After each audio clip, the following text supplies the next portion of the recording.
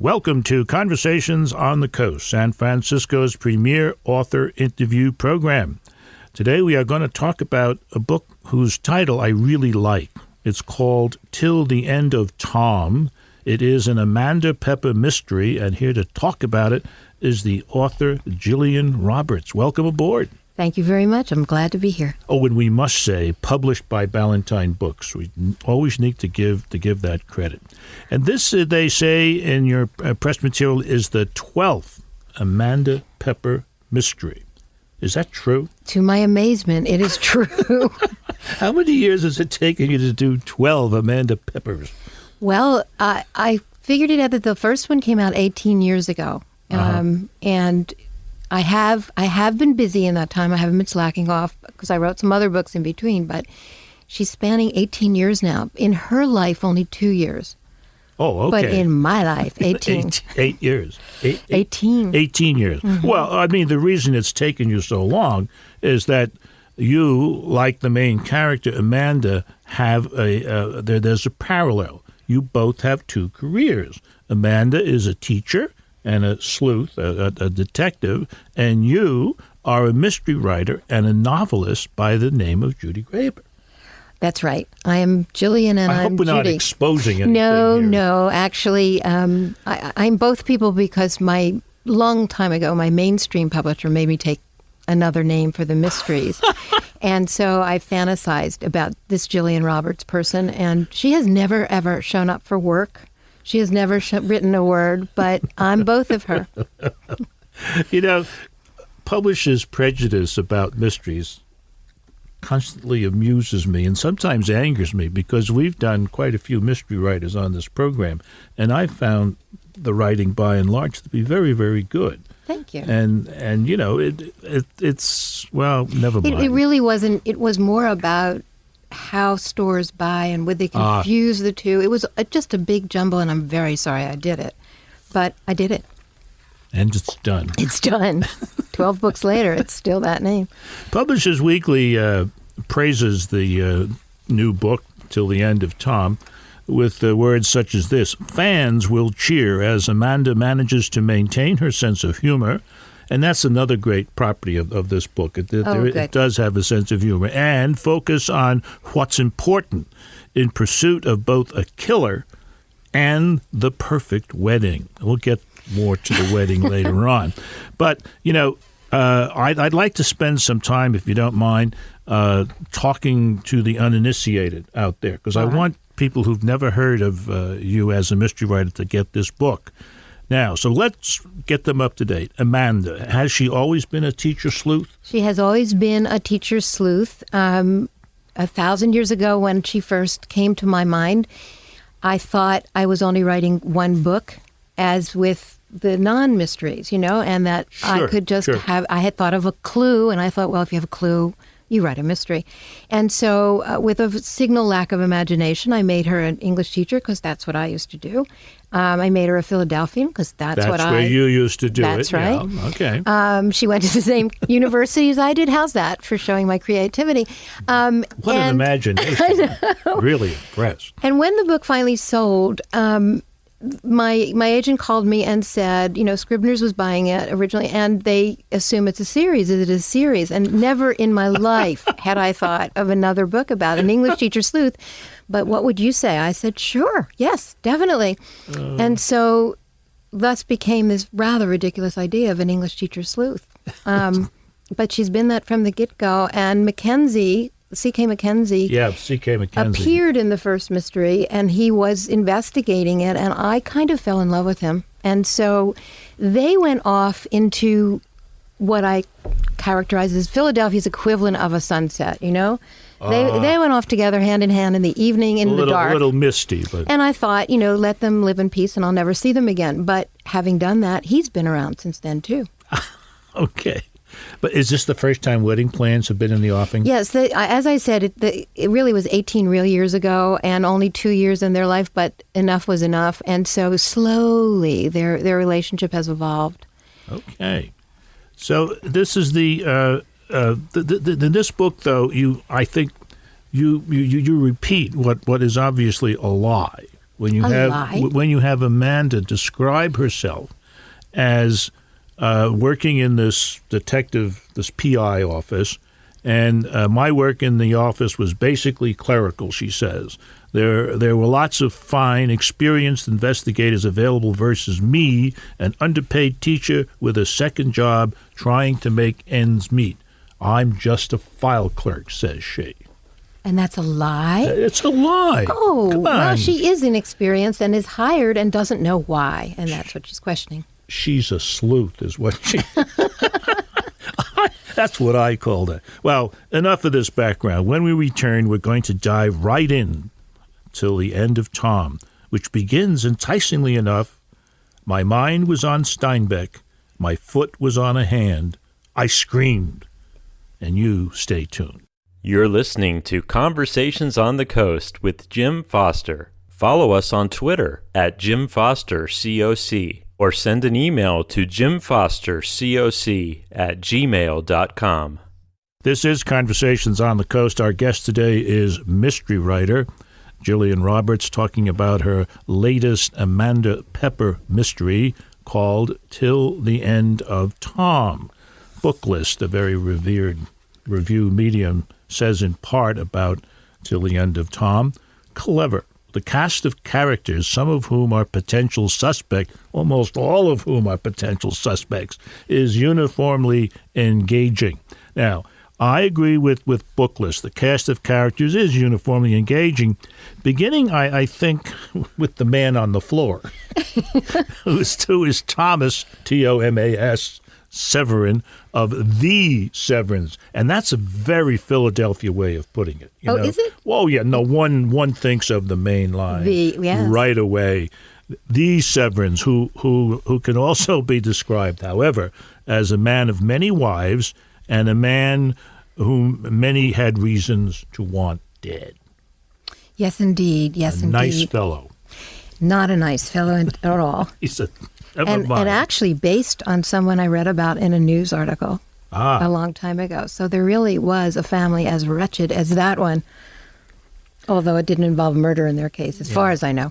From a writing standpoint, I think it's interesting, or maybe it's not, maybe it's hard, that if, quote, the main character, unquote, is dead, as this fellow is early on, when you want to develop that character, you have an opportunity to develop him or her from many different aspects. You know, it was, I knew him, right. And this is the way he was. Right, and everybody has a different sort of aspect that they know of a character. That was a bit of a challenge. I really loved that first line and couldn't bear to give it up, and then thought, oh my God, I've got a dead guy in the first line. Nobody knows who he is. What am I going to do? And how am I going to, let alone plant clues that my amateur sleuth could follow? So it was an interesting kind of time. Interesting hole you dug yourself. I know. Now, Thomas has a mom, Ingrid, and Ingrid has a suitor, Cornelius Westerly. Yes. Ingrid is quite aged. She is quite aged and quite preserved, and he's quite young. And he met her... What do you mean quite young? He's 32. Yes. You finally let that out after a while. Well, yes. And she's 88. She's 88, yes, indeed. And it is rather extreme. And she did meet him when he was a hired escort on a cruise ship, of which I was delighted to learn there are such things. People that are hired to dance with women like Ingrid when they take cruises. And I suddenly, to my surprise, had him acknowledging that he really did care for her. And, in reverse, I mean, it will still be extreme. If an 88-year-old man marries a 32-year-old woman, we raise an eyebrow, but not quite as much as this, And so when I found out that he actually did care for her, I was delighted to hear that. I think maybe her great wealth had a little bit to do with it. Perhaps. Now, also in the family mix is one of those characters that really spice up anybody's situation. That is the social secretary. Yes. Penelope, and we're still not sure how to pronounce her name. Kreupel? Nevel. Koepple, folks. Look it up. It just felt like the sort of name you have to purse your lip and be stern about to say. And she's like against everybody in the family, right, for herself. Well, everyone. What's fun about a mystery and a puzzle mystery is everybody has their own agenda, and everyone has a separate reason for wanting the truth to be twisted this way or that way, or this person to be guilty or that, and so does she, it turns out. And then, just so folks don't feel that that the teacher has nothing to say in this book, there is one of the students is a very important character, yes, and very interestingly drawn. His name is Zachary Wallenberg. Yes, and he is, I think, one of the most sympathetic characters in the book, if not the most sympathetic. And I think you draw him with a great deal of sensitivity to the psychology, and dump that word, to what it feels like to be an adolescent boy. Thank you very much. His quandary in relationship to Tom was based on something that really happened to someone I know, and it made me so upset on behalf of the son and the ex-wife that maybe it carried through in there. And so I'm very sympathetic to children like his situations. A very talented boy who's held back by all kinds of outside influences, his position in a family, one of the meanest things that Tom is guilty of is not supporting this boy, and yet he moves ahead, and at the end of the story he's courageous in a kind of dumb adolescent way, and it all comes out. I do love adolescence. Till the End of Tom is a crackling good mystery that has several bonus elements. We'll talk about the bonuses when we return. You're listening to Conversations on the Coast with Jim Foster. Follow us on Twitter at JimFosterCoc, or send an email to jimfostercoc@gmail.com. I'm Jim Foster. This is Conversations on the Coast. Our guest today is Gillian Roberts, speaking about Till the End of Tom, the 12th in the series of books starring the character Amanda Pepper. And one of the things that I found out reading carefully, things that were sent me, is that your book is a cozy. Ugh. And a good cozy. Now, everybody out there, stop thinking about teapots, because a cozy in this instance is a light, this is from the dictionary, a light detective story that usually features a well-educated protagonist. How about that? And little explicit violence. Now, is that not Amanda? That's what I wish they would call it instead of a cozy. And those of us who are categorized there, it basically is where they put those of us who don't dwell on the gore, don't dwell on the crime. And it does come from tea cozies, from the traditional English mystery, where most of it was off stage. The violence was off stage. The puzzle is paramount, versus the tough guy kind of hard-boiled book. My favorite review I ever had, I think it was PW, said that my books were in between the two. Somewhere in between. And I think, I hope they're humorous, but I hope they're not silly. And that's somehow to me partly of the connotation of cozy, of, oh, wow, there's a crime. I think I'll go investigate it. And I don't want to do that kind of a book. But we're stuck with it. So I would love, and everyone I know who's in that category would love to just be called writers of the traditional mystery, the puzzle mystery. Good. Okay. Well, that's what it is. It's not a cozy, folks. It's a traditional puzzle mystery. Go out and buy it and enjoy it. Now, I guess the most important secondary plot element in the book, at least in my opinion, is the upcoming wedding. Or the wedding plans of everybody surrounding the poor woman. Except the poor woman herself, right? Yeah, she doesn't have time for a wedding plan. No, and she's really, she doesn't love the whole idea that everybody keeps saying That's your big day. That's the most important day of your life. And you'll only be married once. You'll only be married once, which of course is so not true of a lot of the characters in this Well, book. here we are in California. And with Tom, with his many marriages. That's true. And she really actually believes that the marriage is more important than that day and can't be bothered with all of these things. And so we do settle it, but it has come up as an issue because, as I said, this is the 12th book. It's been 18 years. We're there together, and it just seemed they had to move forward or die. You know, it's sort of like something has to happen. And so this came about rather abruptly and solved itself. Either get married or somebody gets knocked off. Shut up, right. Or I have to kill him, which would be sad because he really is a dear. He's a nice fellow. I mean, he does accuse her of sounding like or putting people together like a Nero Wolfe book, though. Yes, he did. At one point. Well, which is pretty insulting. Well, maybe, but he was right because one of my games was I thought, wouldn't it be fun to try to imitate those old mysteries where somehow everybody got gathered in a room and the detective would just say, "You did it" to one of them, and they would go, "No, golly, you did it." I did it, and so it didn't work out quite that way, but I tried coming close to it. One of the other things that absolutely fascinated me was the extended conversation between Amanda and a very minor character, Meredith Arbjesen. And this is a long conversation that takes place at a hall that her sister is recommending as the place to have the wedding reception.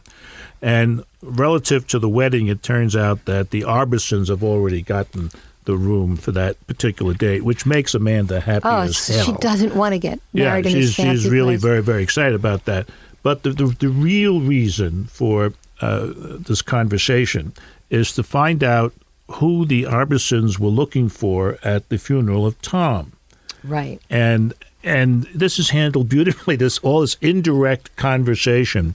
Thank you. And at one point, Amanda says, "I hope this isn't out of line." And the truth is, I couldn't see everyone who was there. Of course, it was too large, except that I could see the family, and I paid my respects. And I wondered, well, I had thought, given the seriousness of the occasion, that I shrugged, And then she goes on to say, at some point, I'm going to have to put a him or a her in here. I know, because she didn't know. She had no idea what she was talking about.